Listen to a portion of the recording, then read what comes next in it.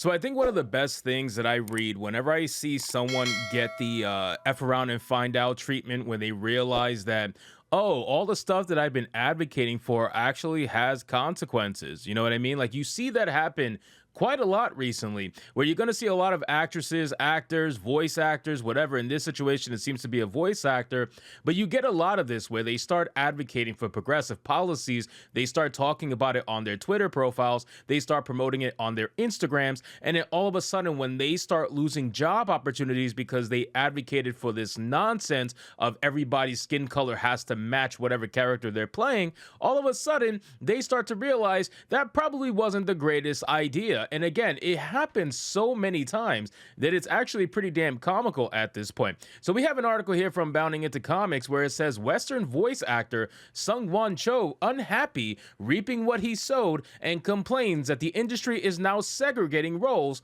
by race. Now, the funny thing is, I had made a tweet on Twitter, X, whatever the hell you want to call it. I made a tweet where there was some black woman. I don't really remember her name. Let me pull up the tweet so you guys have a reference. So there's this tweet right here from Simone over 9,000. I don't know if this is a troll account. I don't know if it's real, but they do seem to make a lot of posts referencing race. So it probably is a troll account for all I know. But it says, very effed up that Viz gave the role back to the OG voice actor. I thought they were doing a great thing recasting roles for the people of color characters in Bleach with people of color voice actors. But what's the point if they're going to do this? And then I said, it's a voice actor. Why do you need to see yourself in a voice? That's essentially what's happening here. This voice actor seemingly advocated for people of that particular race to only play those racial characters, and then he's realized that his job opportunities have now become extremely limited because of that. So let's get into this article, guys, from Bounding Into Comics. But of course, before we do, if you are new here, just consider hitting that subscribe button. I would greatly appreciate it, and like the video to push us out into the YouTube algorithm. So it says, in yet another instance of identity politicians being scorned by the very ideology they promote, after having himself champion such authentic casting practices, English language voice actor SungWon Cho has now found himself offended by the Western entertainment industry's turn towards racially segregating their available roles. Cho, otherwise known as his online handle ProZD, has, as well as for performing in such notable roles as One Piece's Nico Mamushi and God of War's Ragnarok's Radatosker, I don't know how to say that, expressed his frustrations towards this rising trend via a now deleted Twitter thread. Of course he deleted it. Originally shared to his personal account on October of the 23rd. Beginning his thoughts, Cho recalled, I got an audition for a prominent cartoon where I was sent just the Asian character. Looking through the rest, I told my agent, hey, I'm happy to read for this, but can I read for some of these others? To which I was told all of those characters are drawn as white, so no. To add extra insult to injury, the character I got sent was labeled Middle Eastern, Southeast, or Southeast Asian because, you know, that's all the same, right? Continued the English voice of host and Fire Emblem Warriors 3 Hopes. You can just lump them all into one. My agent told me that this is just how some major studios are doing things now. Now, the funny thing is, you gotta admit, this is hilarious because you know that this guy probably is heavily liberal, right? Just based off the fact that he shilled for this, and we're going to get into it later on in the video, but if you shill for this stuff, you have to accept that you're going to get just completely racially segregated, right? Like Brie Larson's a prime example of saying, oh, people of color need to take over the superhero mantle. They need to be front and center. But apparently, according to a book and many different rumors and articles and everything that has come out, she was complaining about being sidelined in her Captain Marvel 2 movie that is coming out that is no longer called Captain Marvel 2. It is now called The Marvel. She got literally sidelined by 2 diversity hires, okay? Like, that's the best thing about this. She got sidelined in her own movie and then had the audacity to complain about the fact that she was sidelined in her own movie by POC colors. Because according to her politics, according to her ideology, she said that white people should be happy moving along to the side for POCs to shine. So guess what, Brie Larson? You got pushed off to the side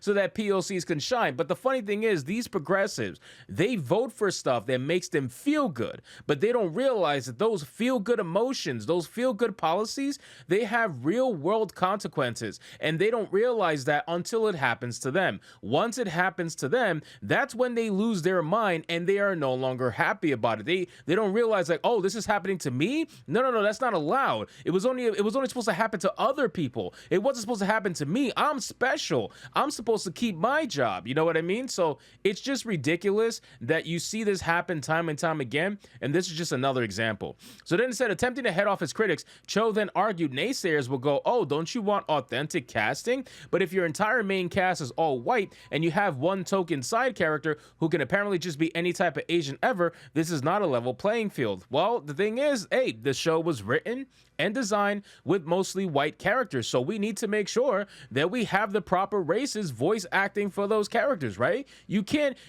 have it both ways, bro. Like, just because it's a white, let me put it this way: if it was an all black cast with one token Asian character, would Cho be complaining? Absolutely not. The only reason why he's complaining the way that he is because it is a mostly all white character cast, and that's why he's complaining. Then it says, turning to a different production, the voice actor further noted this is not new. For another show recently with a large cast of characters, I was only sent the audition slides for the character who exclusively speaks Mandarin. Hey, that's what you wanted, bro. You gotta roll with the punches, man. This is what you asked for.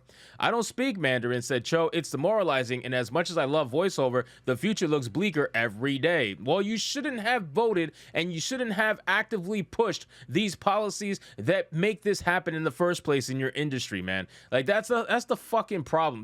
These emotionally based deciding people, they don't realize that this shit will happen. This will absolutely happen if you let these studios go along with it. Ultimately, Cho concluded his thread by clarifying, to be clear, this was not my agent's decision. They have sent me plenty of white characters before and have been nothing but supportive. This is what they were told by the people in charge of casting that show. Unfortunately for Cho, while he may be finally seeing the very obvious downsides to making every single topic of discussion in life about race, as noted above, he was not an unwilling participant in the industry's adoption of its current casting philosophy. As during a May 2nd appearance on film critic Corey Coleman's Double Toasted Interviews podcast, if he felt like more opportunities would be open to you if you were, a white male, the Korean voice actor affirmed, I definitely would have more opportunities if I were white, for sure. There's no doubt about that. But I think there's been changes in a positive way. And not just for, Asians, but for all different races, different genders. He continued, there have been steps and it's been improving. I mean, even comparing now to, like, let's say 10 or, 5 years ago, it's definitely changed.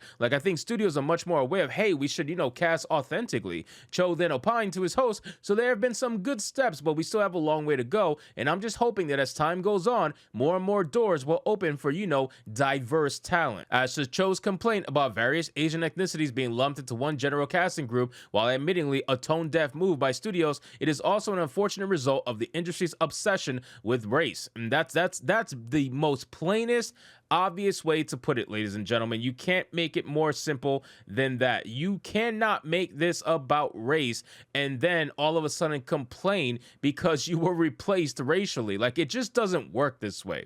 You know what I mean? Like, you guys got to understand that when you ask to be casted authentically, when you try to make everything about race, you're going to realize after a certain point that that is going to come for you. You cannot play all of these other characters because you asked for it to be casted authentically. So guess what? There's so many races of people out there. There's so many ethnicities of people out there that you just can't fill them all. You're a very small minority. So that means that you're going to have a very small minority of roles if you want everything to be casted authentically. So I think what's happening here is this is a prime example of F around and found out, and this is essentially what what's happening to him right now. He effed around and he found out, and this face this face just tells it all about how unhappy a online progressive has become, realizing that his shilling for identity politics has cost him many opportunities and will continue to do so in the future. So anyway, guys, thank you so much for watching this video.